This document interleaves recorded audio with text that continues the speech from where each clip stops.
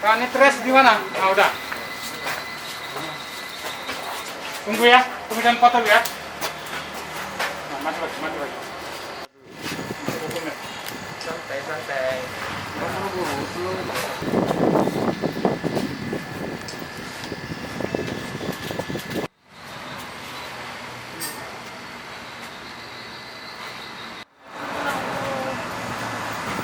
Di ruang Kapolsek yang di plastik itu.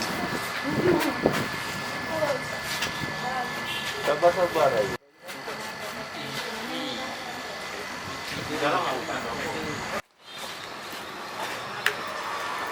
Masukkan itu.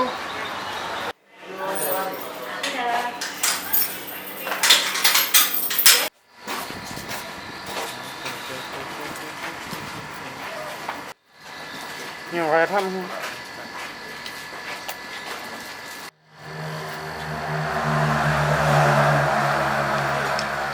Iya, lewat jendela belakang. Masuk ke kamar ya? Iya.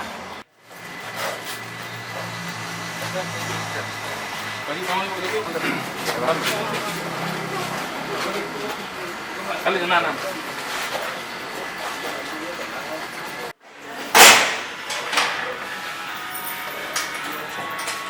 Tindak pidana penipuan berkedok dukun.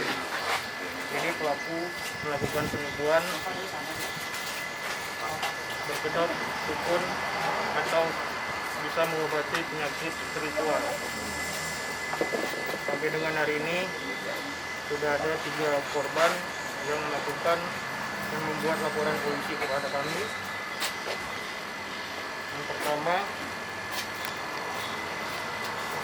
Saudara Ayani. Korban kedua,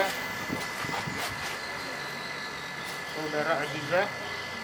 Korban ketiga, Saudari Ratibah.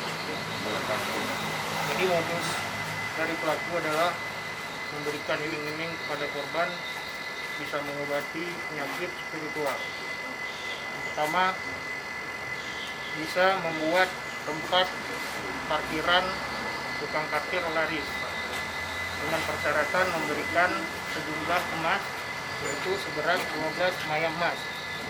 Jadi korban pelaku mengiming-imingkan korban untuk melariskan usahanya dengan memberikan emas sebanyak 12 mayang. Untuk korban yang kedua atas nama Aziza yang beralamat di Perumahan Cinta Kasih, Bunda Suci, itu diiming-imingkan bisa mengobati cucunya untuk dekat dengan korban, yang mana cucunya selama ini dirawat oleh keluarga besarnya, dan si korban meminta kepada pelaku untuk dapat mengobati secara spiritual agar cucunya bisa dekat sama korban. Untuk korban yang ketiga atas nama Ragibah, itu modusnya mengiming-imingkan dapat bantuan rehab dapur rumah dari pemerintah